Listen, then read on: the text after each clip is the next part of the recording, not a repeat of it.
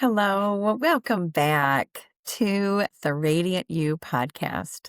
I am Lisa Cole, your host, and I'm so excited that we are arriving at the final episode of this Let Them Theory journey. This has been quite the learning experience for me as I've had zero guests, and it's been all about this amazing book by Mel Robbins. And I've enjoyed that. I've enjoyed reading, and I think like the fourth time and making notes and just tons of information that I've been able to research. However, I'm missing my guests. So I am so ready to move on to season 5 and just walk alongside some amazing women. And anyways, I won't give you any more details about that, but I'm so glad you're here. Season 4 is ending with many chapters and the conclusion. Season 4 has not been about changing other people. It has been about coming home to yourself. This final episode is about choosing the love you deserve, about living radiantly free, and about stepping fully into what Mel Robbins calls your let me era. Before we begin, take a breath.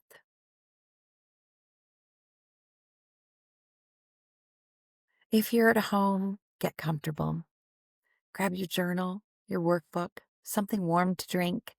And if you're on the go, let this meet you right where you are. From Mel Robbins, freedom isn't found in the big moments. It's practiced in the small ones. From your workbook, habits and anchors keep us grounded. Small choices build radiant lives. And our rhythm for today? Resting, releasing, and refocusing. This is how we live radiantly free. Chapter 18 is called Let Them Show You Who They Are. Mel opens this chapter with such clarity and compassion. On page 249, she writes, "Love is the most powerful force in the world. You deserve to feel loved, be loved, fall in love, express love, and experience one of the greatest joys in life, being in a loving relationship." But then she grounds us in reality. On page 251, she says, "You are supposed to be yourself and trust that if you show up as your full self, the person who is looking to be with someone as awesome as you can actually find you." This chapter is about truth over fantasy. Let them show you who they are, not who they promise to become, not who you hope they might be, not who they could be if only. This is where rest and review comes in. We pause. We observe patterns. We listen without explaining things away, because clarity is kindness. And then Mel says something incredibly freeing on page 253. You can't control whether or not another person chooses you. But never forget, you get to choose who and how you love too. Let them show you who they are. Let me choose how I respond. Let me choose what aligns with my values. Chapter 19, how to take your relationship to the next level. This chapter is not about trying harder. It's about becoming more honest. On page 261, Mel asks the brave question, is this a pattern?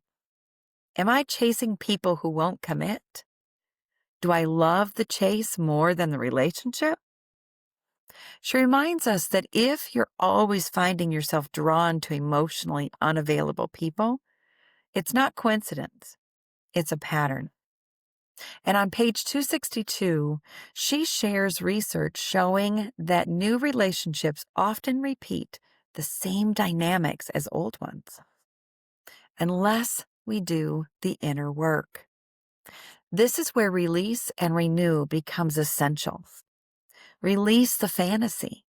Release the chase.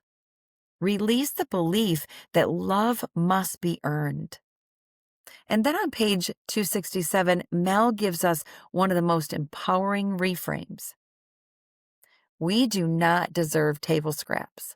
She writes, let me stop chasing. Let me trust that ending this is another step forward. Let me believe I am closer, not farther, from the right relationship. Taking a relationship to the next level sometimes means taking yourself to the next level. Chapter 20, how every ending is a beautiful beginning. I love that. This chapter is tender and strong all at once. On page 269, Mel explores a crucial question. Is this something to accept or something that needs to end? Then she offers a line that changes everything. Love the person, not their potential. On page 270. Can you accept this person exactly as they are? Because they may never change. On page 271, she says simply, let them be. And then she gives us tools, not to control, but to influence with maturity. Apologize. Ask open-ended questions. Back off and observe. Celebrate progress. She calls this the ABC loop. And then she adds D and E. D is decide if this is a deal breaker. E is end the relationship or end resentment. I want to repeat this ABC loop. A is apologize and ask open-ended questions. B is back off and observe. C is celebrate progress. D is decide if this is a deal breaker. E is end the relationship or end the resentment. This is refocus and recreate in action. Endings are not failures. Endings are recalibrations. On page 282, Mel names 2 requirements for healthy, long-term relationships. Both people want the relationship to work. Neither person has to abandon their dreams or values. If those aren't present, the ending may be the most loving beginning available. You are the love of your life. This is stated in pages 288 to 290. And this may be the most important truth of the entire book. Mel writes, a relationship doesn't make you worthy of love. Your existence does. You deserve love. You will spend your entire life with one person, you. And on page 289, the foundation of incredible relationships lies in how you treat yourself. Let me say that again. This you'll find in Mel's book on page 289. The foundation of incredible relationships lies in how you treat yourself. This is the radiant you truth. This is what we've been living for years. Love yourself first so you can love others well. She continues, you don't need permission to pursue your dreams. The only permission you need is your own. Let them be who they are. More importantly, let yourself be who you truly are. Your let me era is here. As Mel says so clearly near the end of the book, this isn't the let them era. This is your let me era. The let them theory may begin with releasing others, but it ends with reclaiming yourself. This book was never about them. It was always about you. And on page 295, she asks, why would you entrust something as precious as you, as your peace, confidence, and dreams to other people's moods? And then on page 297, the let them theory is your key to taking back your power. The question is, will you let yourself?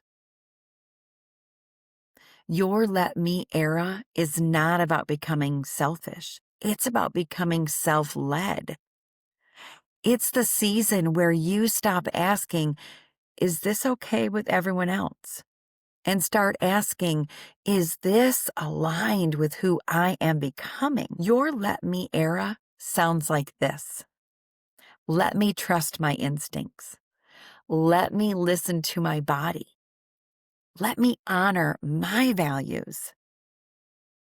Let me choose relationships that feel safe, mutual, and life-giving. Let me stop explaining myself to people who aren't listening. Let me stop shrinking to make others comfortable. Let me rest without guilt. Let me grow without apology. This is the era where you no longer outsource your worth. So much of our exhaustion comes from living life on defense, reacting, over-explaining, chasing approval, managing emotions that were never ours to carry. But your let me era is different. You get to wake up each day asking, how do I want to show up today? What matters most right now? What small choice would honor my peace? This is where your radiant pillars become a rhythm. Rest and review. You pause, you notice, and you listen inward. Release and renew. You let go of what drains you, and you reclaim your energy. Refocus and recreate. You build a life that reflects who you truly are. Your let me era isn't loud. It doesn't need permission. It doesn't require explanation. It's quiet confidence, grounded choice, freedom practiced daily. And here's the truth that holds this entire season together. This season hasn't been about letting go of people. It's been about letting yourself step forward. Let others be who they are, and let yourself finally be who you were always meant to be. Here are some more radiant reminders. Freedom grows from gentle consistency. Letting go can be one of the deepest forms of love. Let them. Let me. Let me be radiant. Let you be radiant. Because you are beautifully radiant, free, and gracefully becoming who you are meant to be. Well, That's a wrap. Season 4 is finished, and I am so excited that you were and are with me every step of the way. From my heart, I thank you and I appreciate you. And you guys, this work is meant to be shared. The Radiant You journey isn't meant to be walked alone. If these conversations resonate with you, oh, please subscribe to the Radiant You podcast. I don't want you to miss a single episode, and share it with someone who might need a reminder of their strength, their peace, and their radiance. Okay, I'll see you in season 5. And before then, stay tuned because something new is unfolding, different, relational, yes, and deeply connected to the Radiant You journey. It's called The Radiant Us, and it is coming soon. Shine your light.